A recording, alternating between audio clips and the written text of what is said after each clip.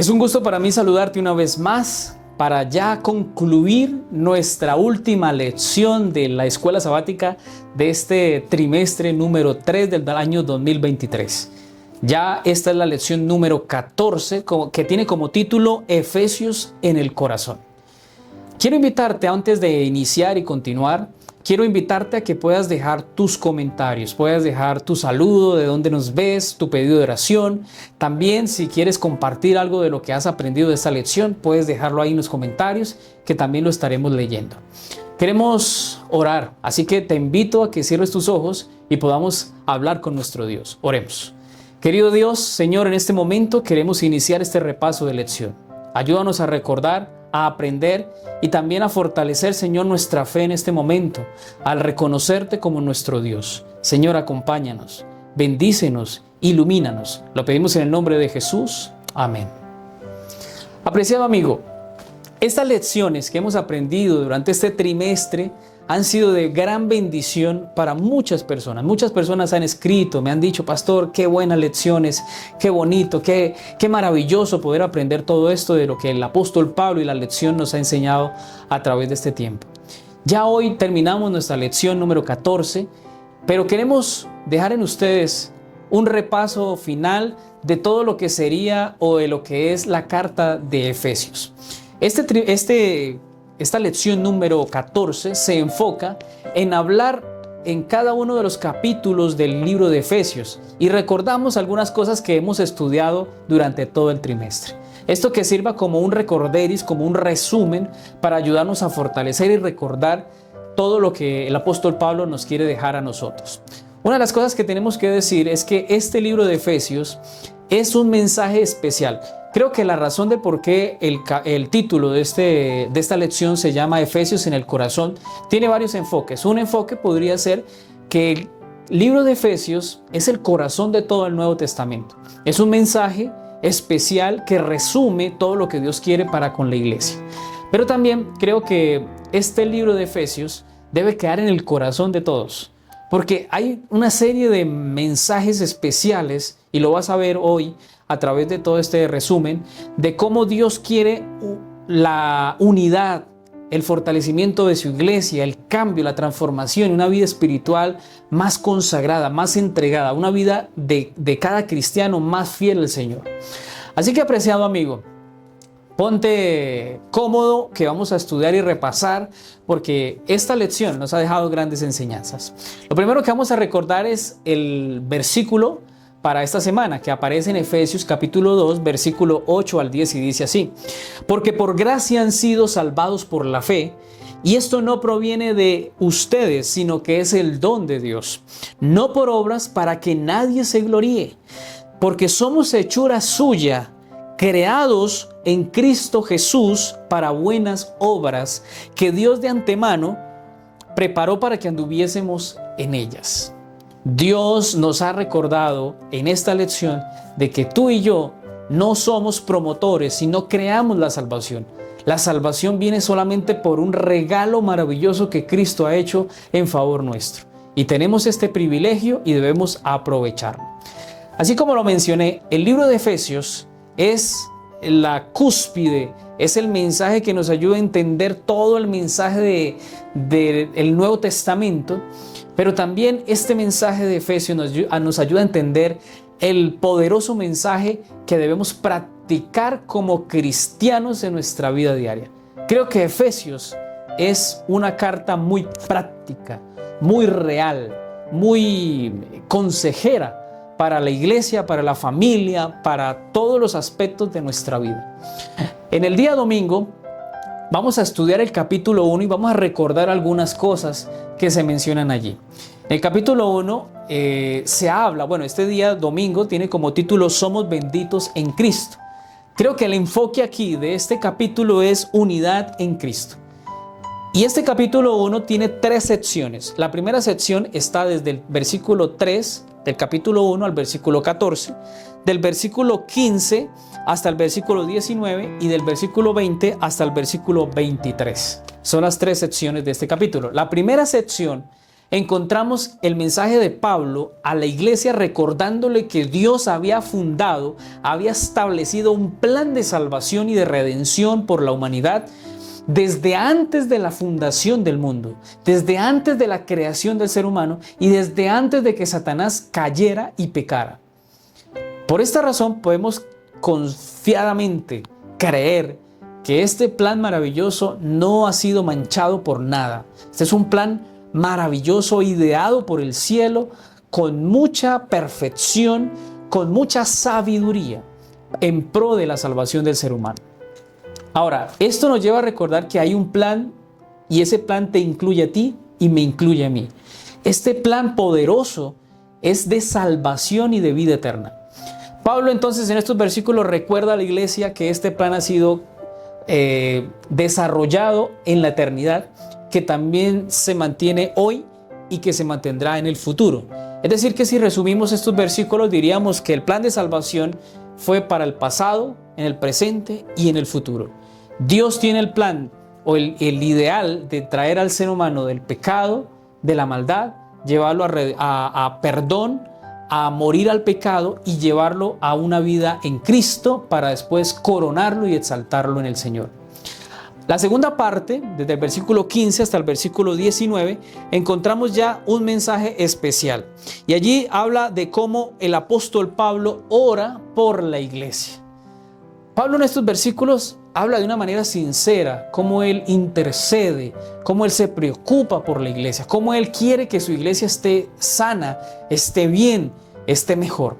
Y del versículo 20 al versículo 23, entonces encontramos que Pablo habla de que Cristo, Él murió, pero resucitó, ascendió y fue exaltado en los lugares celestiales. Este es el mensaje de este capítulo 1. Pero hay una pregunta que se establece allí en la lección del domingo y dice: escogidos en Él antes del mundo, que el mundo existiera. ¿Qué gran esperanza debería darte de esto en cuanto al deseo de Dios de que seas salvo? Mira, Dios tiene un plan maravilloso. Dios estableció el plan. Dios te llamó para que hagas parte de ese plan. Pero hay algo que Dios no puede hacer en este plan.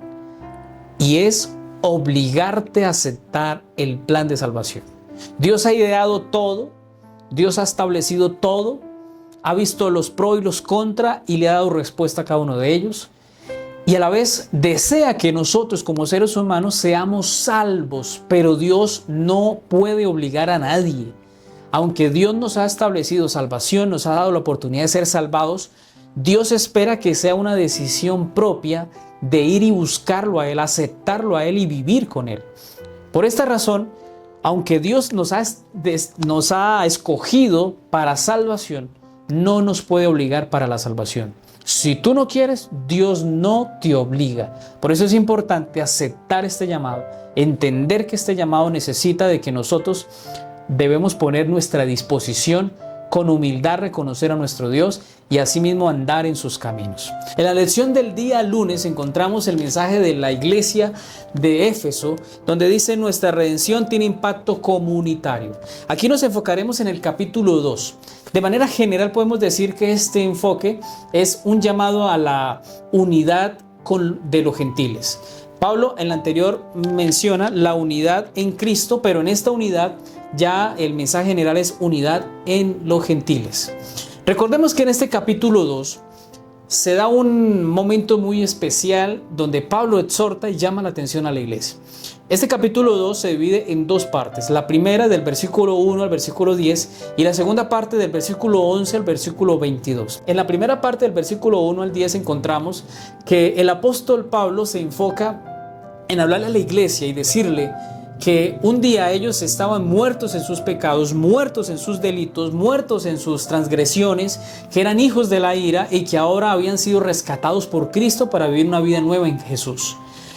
Pero en el capítulo 2, versículo 11 al 22, en la segunda parte, encontramos ya cómo Pablo habla a estos muertos que han resucitado en la vida espiritual, estas personas que habían salido de esa vida pasada, de esa vida antigua y ahora eran nuevas personas en Cristo, a que debían dar evidencia de que esa relación que tenían con el Señor también tenía que verse con los demás. Mira, creo que de manera importante, de manera especial, como iglesia, nosotros hoy día debemos entender este mensaje. Porque esa relación que hace Pablo en este capítulo, de la relación que debe haber con Dios y con nuestro prójimo, es una relación que hoy día, de manera vertical, debe ser fortalecida cada día. Cada día debemos buscar a nuestro Dios y morir a este viejo hombre de perdición, de pecado, de maldad. Morir en este cuerpo de muerte y vivir para Cristo. Pero cuando esto suceda, nuestra relación, aunque es vertical, tiene que verse de manera horizontal con las demás personas, con nuestro prójimo, con nuestra familia, con nuestros amigos, con los hermanos de la iglesia. No podemos decir ser cristianos y vivir una vida doble, o una vida que no nos lleva a obedecer a Dios, que no nos lleva a poner en práctica la relación que hemos tenido con el Señor. El Señor dice: ser perfectos como vuestro Padre es perfecto. El Señor nos lleva a que esa perfección no se ve evidenciada solamente con Dios, sino con los demás. Perdónanos como nosotros también perdonamos a los demás. El Señor dijo en 1 Juan 4:20: el que dice que ama a Dios pero odia a su hermano es un mentiroso. Porque ¿cómo puede amar a Dios que no ve y a odiar a su hermano que lo ve? Es incoherente. Y este es el llamado de esta lección de este capítulo 2 del libro de Efesios, a recordarnos que tenemos que vivir una vida de coherencia. Una vida donde tú estableces una relación con Dios, pero esa relación con Dios se tiene que ver evidenciada con los demás. Hay una pregunta que aparece cuando uno estudia este capítulo.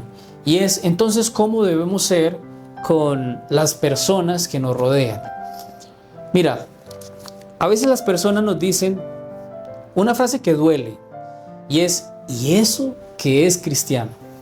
Esa frase no es fácil de llevarla, de responderla o de asumirla. ¿Y eso qué es cristiano? Porque cuando nos dicen eso es porque nos están echando en cara algo o nos están acusando de algo. Mira, tienen razón. Las personas que dicen eso tienen razón y a la vez no tienen razón. Primero, no tienen razón porque aunque somos cristianos, no somos Cristo. Estamos en un proceso de diariamente buscar al Señor y todavía nos falta mucho para alcanzar la estatura de Cristo y la mente de Cristo. Pero tienen razón porque cuando una persona nos dice esto es porque quizás nuestro testimonio no ha sido el mejor. ¿Y eso que es cristiano? Es porque quizás estamos haciendo cosas indebidas, nuestras palabras no son las mejores, nuestra forma de vestir no es la mejor. Quizás porque algo estamos haciendo que está haciendo que la gente vea en nosotros no a Cristo sino otra cosa. Por eso debemos tener cuidado y guardar nuestro testimonio, amar a los demás, amarnos los unos a los otros, tener unidad y amar a los que están afuera. Dios nos ha llamado para que seamos testimonio con la gente de afuera. Este capítulo 2, si lo pudiéramos decir, o en palabras más sencillas, diríamos que el mensaje de Pablo aquí es: tengan cuidado con su testimonio y tengan aprecio, amen a los de afuera. A la gente de afuera, porque la gente de afuera a veces siente que no los apreciamos y ponemos un límite para ellos porque decimos: es que yo soy santo, es que yo sí soy bueno, es que yo sí soy cristiano, es que yo sí soy hijo de Dios.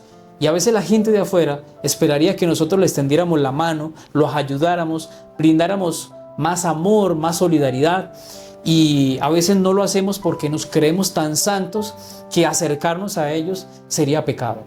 Tengamos cuidado porque esto no es así. El mensaje de Pablo es: usted se relaciona con Dios.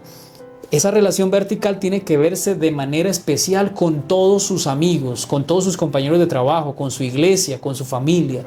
Esa relación especial de encuentro con Cristo tiene que verse con un encuentro con los demás, que usted ha tenido una relación con Cristo y se ve evidenciada con un testimonio cristiano. En el capítulo 3, ya en la sección del día martes, encontramos el título: Somos la iglesia del Dios vivo. Este capítulo diríamos que aquí se habla la unidad a la iglesia. El capítulo 1, unidad en Cristo. Capítulo 2, unidad con los gentiles. Y en este capítulo, unidad con la iglesia. Este capítulo 3 es un llamado poderoso del apóstol Pablo a la iglesia. Y en este capítulo Pablo comienza un informe, comienza su momento de hablarle a la iglesia, pero lo hace de una manera especial. Primero, orando por ella. A mí me gusta mucho el ejemplo que da Pablo en esta carta, porque él habla mucho de que él intercede por ellos, que él se preocupa por ellos, que él clama por ellos, que él quiere que a ellos les vaya bien, que él quiere que ellos alcancen sabiduría. Él ora para que ellos reciban conocimiento, que ellos sean capacitados, sean personas idóneas. Eso es un interés muy especial. Y esto también, uniendo lo que dijimos ahorita en la lección anterior, creo que es importante que nosotros lo hagamos. A veces nosotros somos muy dados a mirar a los otros y cuestionar a los otros, a criticarlos y no a orar por ellos. Pablo, a través de esa carta, muestra muchos momentos donde él ora por ellos. Ya en el capítulo 6, al final, él pide que oren por él. Pero durante toda la carta, el apóstol Pablo dice: mis oraciones llevan sus nombres. Mis oraciones buscan que ustedes reciban la gracia de Dios, reciban el aprecio de Dios, reciban la bondad de Dios. Y también en este capítulo 3, el apóstol Pablo habla de que cómo se debe fortalecer la iglesia, cómo la iglesia fue creada, cuál es el propósito de esta iglesia. Y termina también este capítulo con una oración. Entonces, de manera resumida, podemos decir que en el plan especial de Dios, desde la eternidad, Dios había pensado en crear a la iglesia, desarrollar el plan maravilloso con su iglesia para salvarla.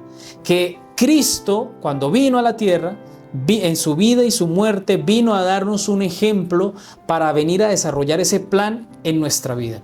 Con Cristo fue que se empezó a dar el plan más claro y de manera más puntual, el plan de salvación. Ya ahora sí se ve evidenciado que Dios se hace hombre, que Cristo viene a la tierra, el Mesías viene a la tierra y viene a vivir, a morir, a resucitar y a darnos un ejemplo. Todo esto también nos lleva a que al apóstol Pablo en este capítulo, cuando tú miras del versículo 3 al 6, menciona todo esto. El versículo 3 al 6 habla de que el apóstol Pablo también fue llevado a una experiencia maravillosa. A él se le presentó el plan del misterio de la salvación. Este misterio que se habla, este plan, este secreto que había, Pablo lo da a conocer, y este plan es el que Dios viene a dar a los gentiles y que ellos podían alcanzar salvación. Este plan revelado, o este misterio revelado al apóstol Pablo, fue que todos los gentiles podían alcanzar redención y salvación. Este era el misterio de la salvación. Mira, la iglesia, o en ese tiempo los israelitas, habían sido el pueblo de Dios, eran los encargados de dar el mensaje de salvación. En ese tiempo negaron el mensaje, rechazaron el mensaje, no lo predicaron, no lo pronunciaron, se quedaron callados, y cuando debían hacerlo no lo hicieron. Por esa razón, cuando el Señor viene, rechazan al evangelio. El centro del evangelio, que es Cristo, fue rechazado, fue crucificado, y por esa razón el cielo rechazó a Israel como pueblo de Dios. Por eso hoy día existe el Israel espiritual, y tú haces parte de él cuando te acercas al Señor, crees en Cristo, aceptas a Cristo, porque el mensaje de toda la Biblia se centra en una sola persona, y esa persona es Cristo Jesús. Ahora el mensaje se le da revelado al apóstol Pablo para que le predique ahora a los gentiles y a los judíos, diciéndoles que ahora la salvación se ve acercado, y ese misterio había sido descubierto. Ahora la puerta se abría de par en par al nuevo cristianismo, y se decía a todo aquel que quisiera creer y aceptar a Jesús que las puertas estaban abiertas. Por eso el apóstol Pablo es este portavoz, este mensajero poderoso que llevó el evangelio a toda Europa, a Asia y a diferentes lugares del mundo. Fue un valiente misionero que llevó el mensaje de salvación a muchos lugares. El plan para unir a toda la iglesia se cumplió cuando este mensaje fue predicado y se abrió la puerta para que todo aquel que creyera en Cristo fuera salvo. Aquí se incluyen de todas las razas, culturas, estatus sociales, estatus económicos, de todas partes. Dios quería unir a su iglesia, y se cumplió a través de este misionero, a través de este mensaje de salvación que se da a través del libro de Efesios. Por eso el capítulo 3, en resumidas cuentas, es el mensaje a la iglesia a predicar y a no dejar de hacerlo, porque somos como iglesia el mensajero, la mensajera de llevar esperanza y salvación a todo el mundo que lo necesita. Apreciado amigo, hay una pregunta que dice: ¿cuáles son los tipos de barreras entre los creyentes de nuestra iglesia que, a la luz de lo que Pablo ha escrito, no deberían existir? Miran, las barreras no las ha puesto Dios. Las barreras han sido puestas por los seres humanos. Y quiero decirte, a veces nosotros como cristianos ponemos cosas sencillas como barreras. Construimos muros separatorios con los mismos hermanos, con las personas de afuera. Preconceptuamos con las personas de afuera porque creemos que no merecen, creemos que ellos no son dignos, creemos que somos nosotros los únicos herederos de la gracia de Dios, los que debemos recibir las arras de la herencia del Evangelio, de la salvación. Y entonces nos concentramos en nosotros. Mira, yo quiero decirte que a veces nosotros como iglesia cometemos errores que inician por cosas sencillas. Juzgamos a los demás por la forma en que visten. Juzgamos a los demás por la comida que comen. Juzgamos a los demás por la música que escuchan. Juzgamos a los demás por el color de piel. Tenemos muchas barreras, muchos muros separatorios que están haciendo que la iglesia no se fortalezca, que no crezca, sino más bien que se derribe. Nosotros debemos ser cuidadosos, obviamente. Yo no estoy diciendo que no debemos tener cuidado en la forma en que vestimos, en cómo hablamos, en cómo nos comportamos, en cómo guardamos las conductas cristianas que como iglesia tenemos en nuestras creencias. Creemos que debemos saber hablar, saber comportarnos, saber vestirnos, saber qué debemos comer y qué no debemos comer. El problema no está en eso. El problema es en cómo nosotros lo enseñamos y en cómo nosotros entramos en conflicto con todas las personas las cuales no quieren aceptarlo o no lo han entendido. Mira, te voy a contar una experiencia personal. Cuando yo inicié en la iglesia, yo estaba muy pequeño, muy joven. Y el día que yo llegué a la iglesia, yo me empecé a dar cuenta que todos los adultos, todos los abuelitos vestían con ropa de iglesia, como ropa formal. Para mí, o en ese tiempo, no era pues agradable vestir así, porque la forma en que se vestían algunos hermanos pues no me gustaba y yo no me quería ver de esa misma manera. Por esa razón duré mucho tiempo que iba a la iglesia, pero no me vestía con ropa de iglesia, con ropa formal. Un día una hermana me vio viéndome en esa forma, queriendo quizás que yo cambiara. No usó el método tradicional de juzgar, de criticar, de hablarme mal, de decirme cosas, sino que me lo propuso de esta manera y me dijo: mira, te quiero hacer un regalo, te voy a regalar una camisa de iglesia. Cuando ella me dijo eso, yo entré como en un vaivén. No sabía si aceptarlo o no aceptarlo. Yo dije, sin embargo, es un regalo. Si me va a dar un regalo, pues lo voy a recibir, porque pues es agradable recibir regalos. Y en la otra parte del regalo lo tenía que poner yo. Ella me regalaba la camisa y yo me compraba el pantalón. Yo les confieso que habían dos cosas. Primero, no me gustaba la forma de vestirme como de manera formal. Y segundo, no tenía plata. Pero cuando ella me hace esa invitación, ese regalo, yo entonces procedo a aceptar y a hacer el esfuerzo. Me compré el pantalón y me hizo la camisa, la preparó. Y un día ya cuando estaba lista me dijo: venga al taller, y fui al taller, me dijo: mídasela, póngasela, y entonces me cuenta cómo le quedó. Cuando yo me puse el pantalón, me puse la camisa y me miré al espejo, yo dije: wow, me veo diferente. Inmediatamente pensé en que esa idea errónea que tenía de vestirme como un abuelito no era así, porque ahora yo me veía como un joven cristiano, como un joven que vestía bien. Créanme, yo sabía que debía vestirme como un cristiano, pero no me gustaba. Pero en la manera que ella me lo mostró, me lo presentó, me ayudó, hizo que yo cayera en cuenta en que podía hacerlo. Y desde ahí empecé a tener la cultura, la costumbre de vestirme como un cristiano.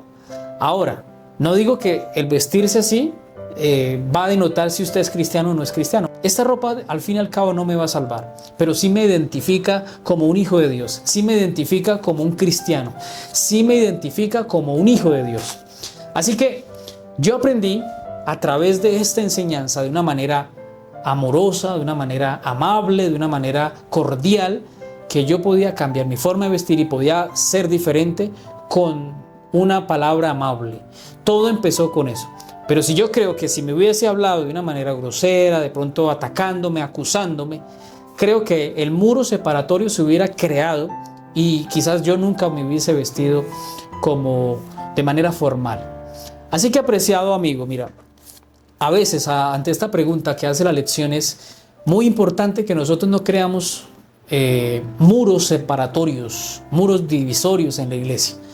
Tenemos que aprender a hablar con los demás con amor, buscando la unidad, buscando que la iglesia se fortalezca, buscando que la iglesia sea mejor, no que la iglesia se destruya, no que la iglesia entre en división, no que la iglesia por mi comentario, por mi forma de ser, es que yo soy conservador y es que así es, y es que si no se hace entonces la iglesia está en pecado y la iglesia está mal. No, el mundo está trayendo tantas tendencias, tantas modas que hacen que nuestros jóvenes pierdan de vista cómo deben vestirse, cómo deben hablar y cómo deben ser.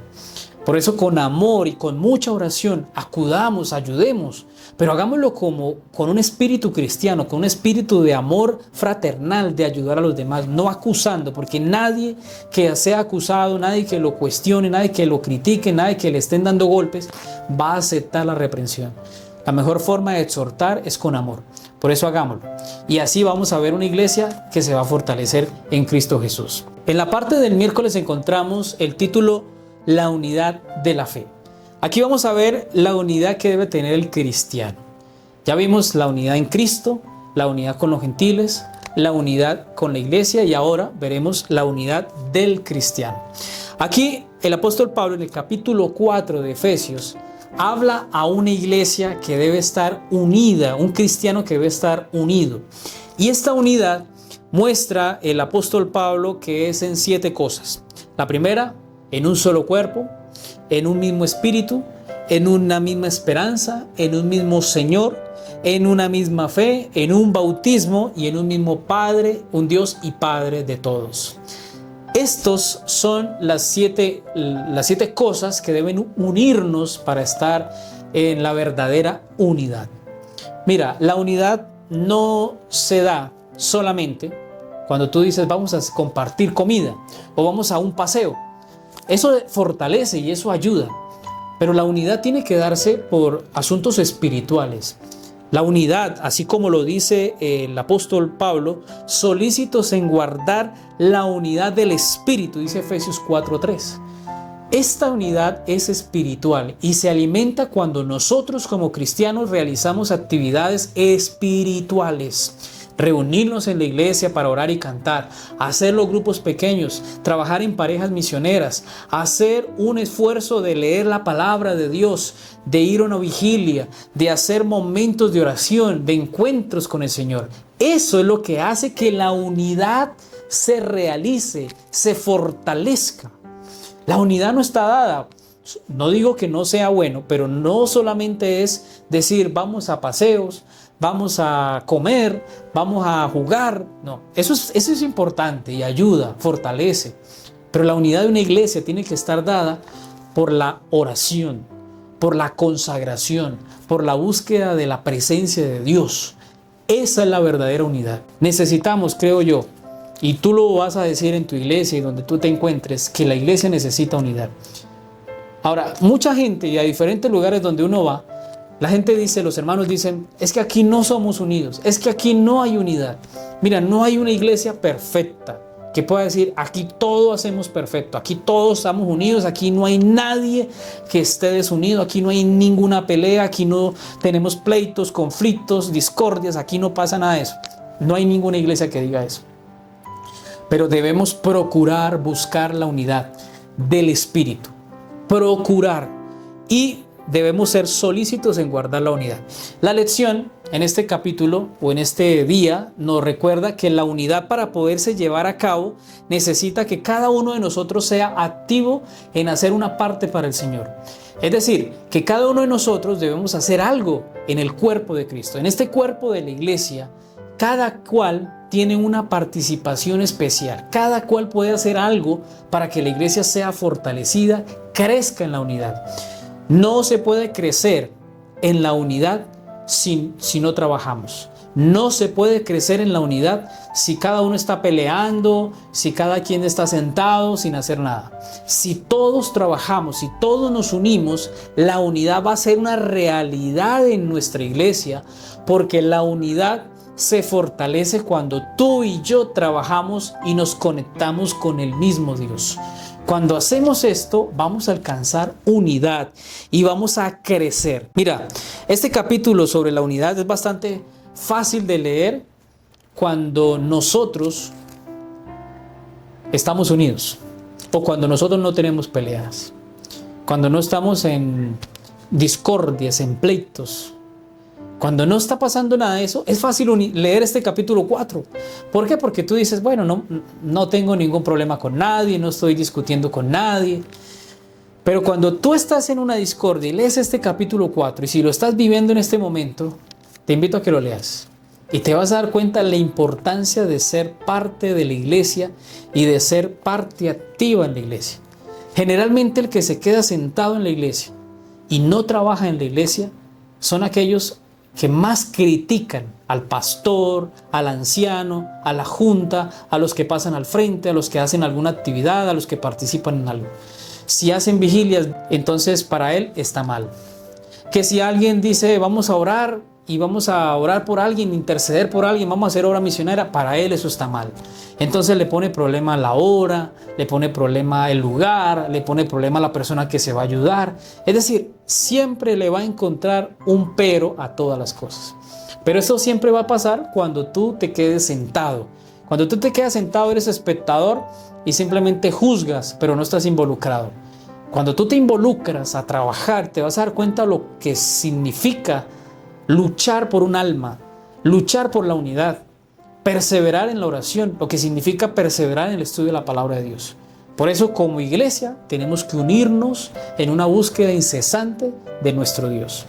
Ya en la parte del jueves encontramos el título Somos receptores y dadores de gracia. En este capítulo 5, aquí podemos decir que se habla de la unidad en la familia o en el círculo de las relaciones.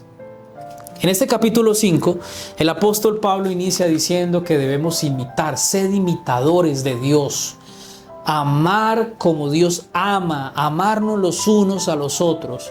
Pero también dice que debemos alejarnos del pasado, debemos alejarnos de la vida antigua, debemos alejarnos de esa vida de pecado y andar como hijos de luz. Es lo que dice el versículo del 8 al 10. Capítulo 5 de Efesios, versículos 8 al 10. Debemos andar en la luz, ya no podemos andar en tinieblas ni en oscuridad. También nos dice que nos alejemos de las obras infructuosas, de las cosas que no nos favorecen, que no nos fortalecen, que no nos edifican. También Pablo habla de imitar al amor de Cristo. Ese amor o esa relación que el Padre tiene con su iglesia, de la relación que tiene Cristo con su iglesia, que Él dio todo por su iglesia, que ha sido el dador abnegado, que Cristo dio con amor abnegado por la iglesia, su vida se entregó a sí mismo por ella. La iglesia es purificada, es limpiada, es transformada gracias al amor que Cristo tiene por su iglesia. De esta misma manera el apóstol Pablo dice, y ustedes esposos, amen a sus esposas, cuídenlas, ayúdenlas, valórenlas, aprécienlas. Y igualmente el mensaje de las esposas hacia los esposos, el respeto que debe haber sobre ellos, también la autoridad que se debe ejercer de los esposos y del buen cuidado, el buen trato que debe haber del esposo con la esposa y de la esposa con el esposo. Todo esto, apreciados amigos, se resume en una cosa. Este capítulo 5 se resume en algo. Sed imitadores de mí. Si usted imita al Señor, si usted ama al Señor, usted va a ser un cristiano de calidad, porque usted no está siguiendo a hombres, usted no está siguiendo sus parámetros, está siguiendo a Cristo, y todo lo que el Señor hace es el mejor ejemplo para cada uno de nosotros. Por la gracia de Dios estamos llamados, apreciados amigos, a vivir en una exhortación constante los unos a los otros, pero todo basado en el amor. La razón del cristiano para todas las cosas que haga es imítenme a mí, dice Dios. Imítenme a mí. Si usted imita a Dios en la forma en que habló Cristo, en la forma que se dirigió a las personas, la compasión que tuvo por los que tenían hambre, por los que estaban enfermos, por las viudas, por los pobres, si pudiésemos imitar a Cristo en su forma de ser, aprenderíamos a dejar ese corazón egoísta que tenemos y aprenderíamos a ser como Cristo fue. Ya en nuestro capítulo final, en el capítulo 6, bueno, creo que este es un mensaje que ya tenemos más reciente porque lo hemos estudiado las 2 últimas semanas acerca de la armadura del cristiano. Este capítulo 6 nos recuerda que somos un ejército que ha sido llamado a luchar en una guerra espiritual, pero es un mensaje que debemos dar con paz y vivir en amor. Ahora, recordemos lo que dijimos en la lección pasada. Cada uno de nosotros hemos sido llamados a ser parte del ejército de Cristo. Pero esta guerra no es contra la iglesia, no es contra tu hermano, contra el pastor, contra los seres queridos. No, esta guerra espiritual es contra Satanás, es contra la tendencia al pecado, con los malos hábitos que tenemos. Y por eso tenemos que aferrarnos a Cristo y vivir en Cristo Jesús. El apóstol Pablo ha basado su mensaje a través de esta lección del libro de Efesios en varios enfoques. Se ha enfocado en que la iglesia o el libro de Efesios o la iglesia de Éfeso era un pueblo que se podía ver como un cuerpo de Cristo. Cada uno era una parte del cuerpo de Cristo. También se habla de que la iglesia también hace parte, se ilustra de una manera especial como el templo de Dios. También se le recuerda como la esposa de Cristo. Y finalmente en el capítulo 6 se le habla que la iglesia es un ejército y debe ponerse la armadura del cristiano y ser valiente a enfrentar las acechanzas del enemigo.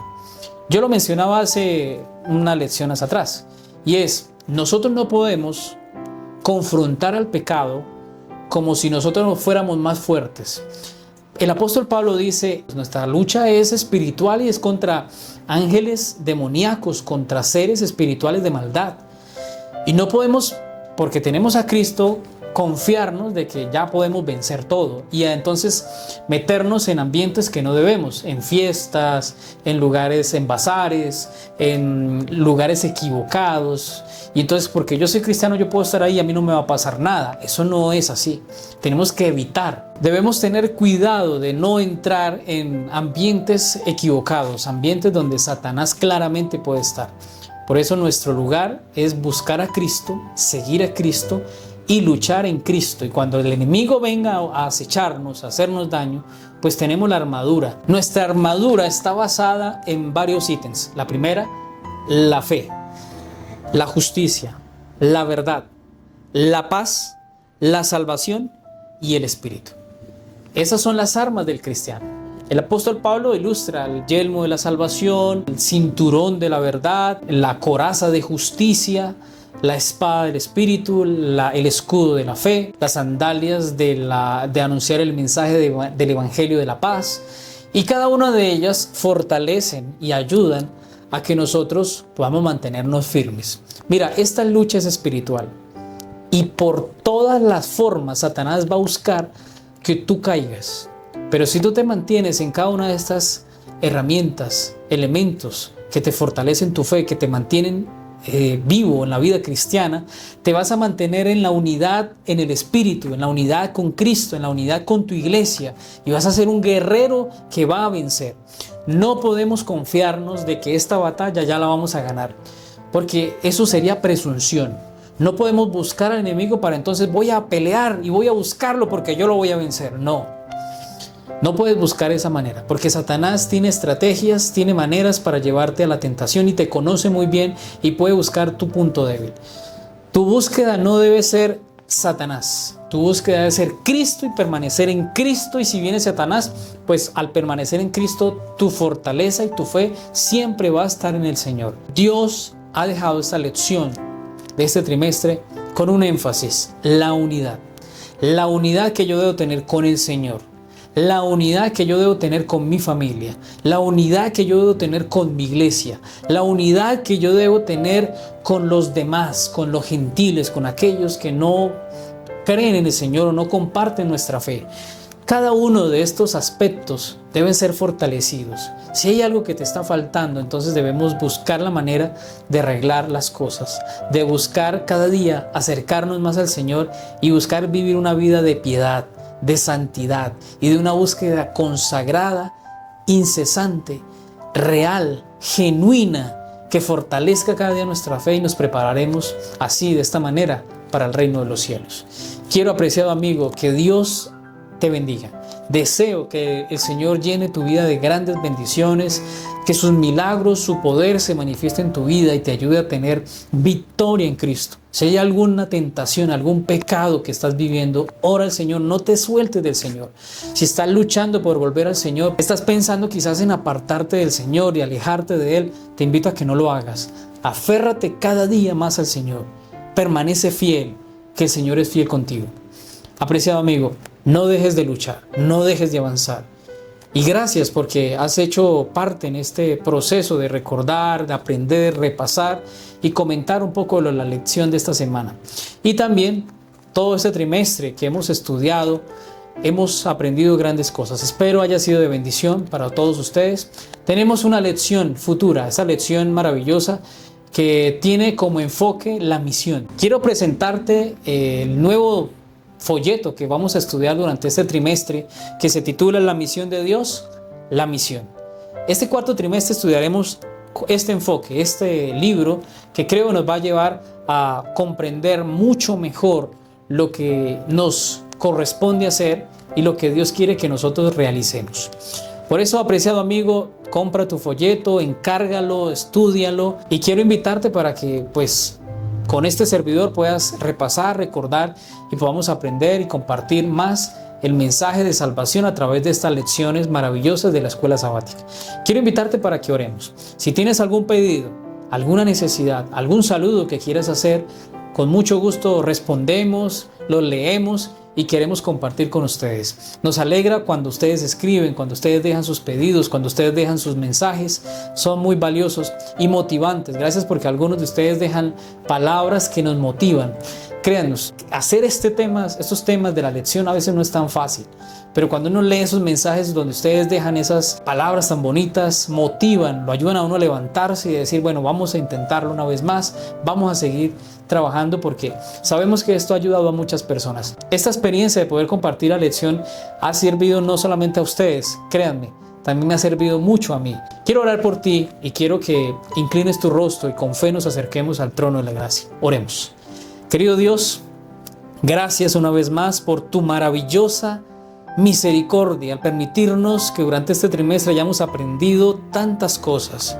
Señor, si en algo hemos fallado, si en algo nos hemos equivocado, si alguno de estos mensajes, Señor, tiene que ser aplicado en nuestra vida, ayúdanos a ponerlo en práctica. Ayúdanos a fortalecernos cada día en la fe y cada día, Señor, avanzar. Te pido, Señor, por aquella persona que ha dejado su pedido de oración, por esas necesidades, Señor, que existen, que hay, que a veces nos llevan, Señor, a dudar, a cuestionar, pero en este momento te pido para que fortalezca la fe de mi hermano, para que lo ayudes, la fortalezca, le motive, Señor, a seguir avanzando. Y un día, Señor, cuando tú vuelvas en las nubes de los cielos, podamos decir, este es nuestro Dios, le hemos esperado y Él nos salvará. Gracias una vez más, Señor, por tu gran amor. Oramos en el nombre de Cristo Jesús. Amén. Apreciado amigo, que Dios te bendiga. Gracias por apoyarnos y compartir este video. Que Dios te bendiga. Un feliz día.